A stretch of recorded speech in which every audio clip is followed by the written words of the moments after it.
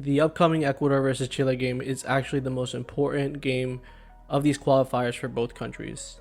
Chile, if they lose, they're out. Ecuador, if they win, I like to say that they're in. In this video, I'll be sharing my predictions on what to expect for this upcoming match.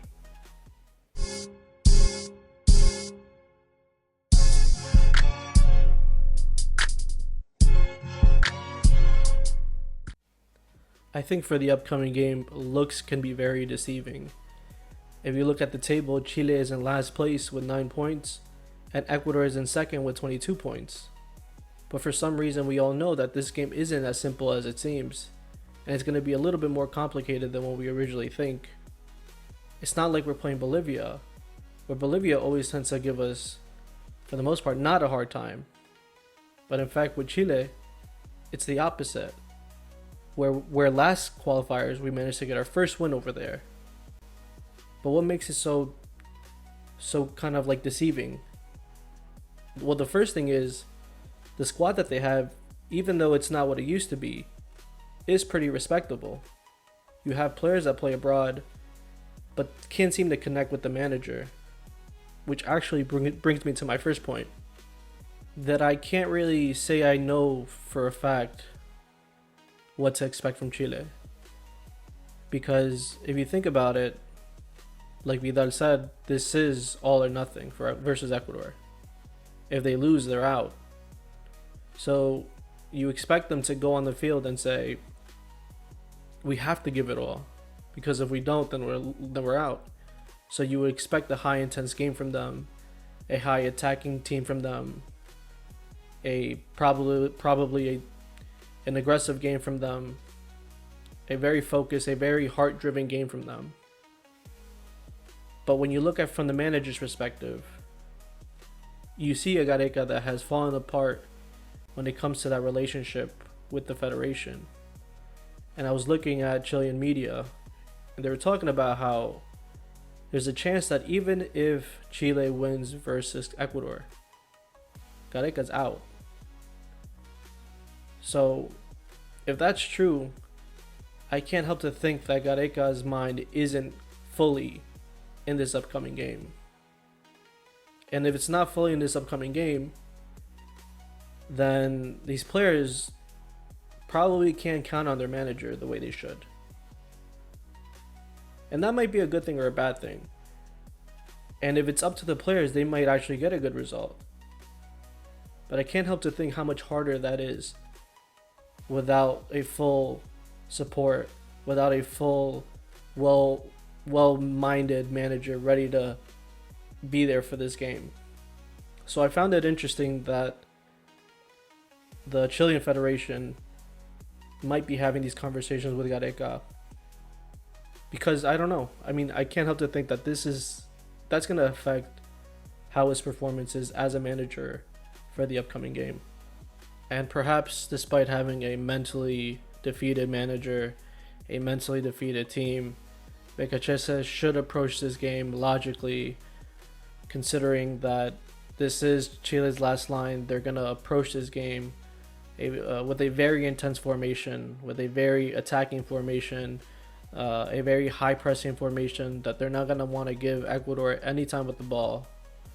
And that perhaps even as the game goes on and the results aren't going their way, it might turn into a very dirty Chile. Because if you think about it, if results aren't going their way and time's winding down, why should they care if they get a yellow card or a red card at that point? Because they know that this is their last lifeline. As important as a game it is for Chile, I think that this is just as big of a game for Ecuador. You have the best opportunity, perhaps, out of the last 5 remaining matches to get your 3 points. Because if you look at the schedule, obviously the next game is Chile, where Chile isn't coming at their best, and you've already won their last qualifiers. So, and not only that, our team is coming in form, coming in with the best performances recently. But then your next game is in Ecuador versus Brazil, and depending on how Brazil is doing or how they end off with against Argentina, You might get a desperate Brazil or not. And then the following game is versus Peru in Peru, and then versus Paraguay in Paraguay, which we've never won, and then we end off with Argentina. So things are getting very tight, especially for Peru.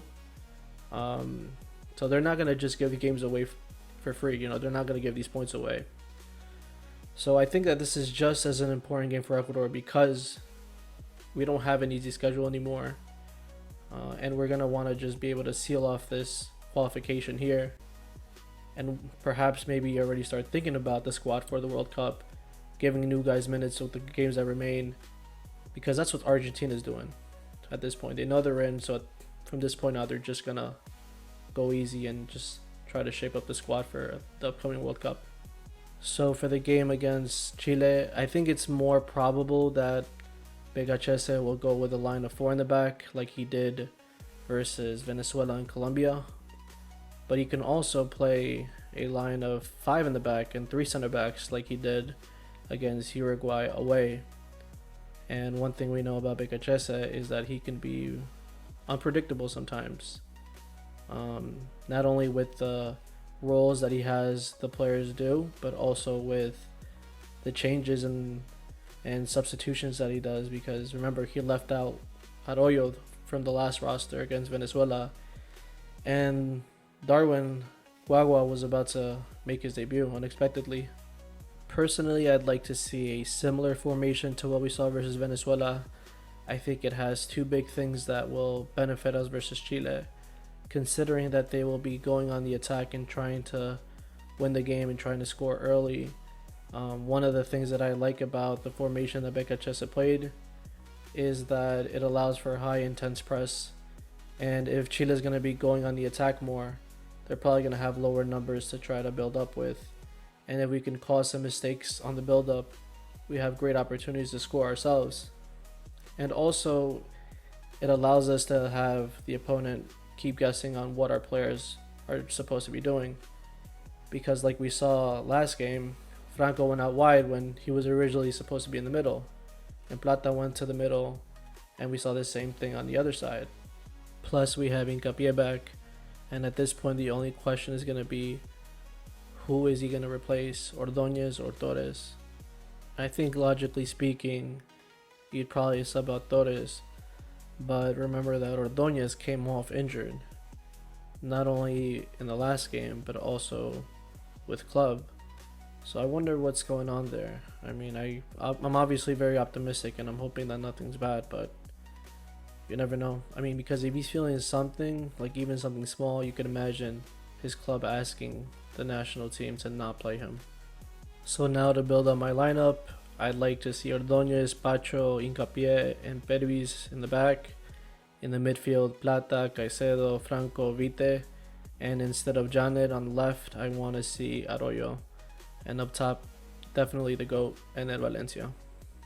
Lastly, I'll end off with sharing 2 big keys that I hope that Ecuador take advantage of versus Chile. The first one is headers.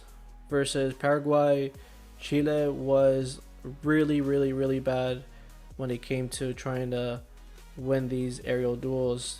I don't think they won any, so that's something that we could take advantage of when we have crosses or when we have corner kicks.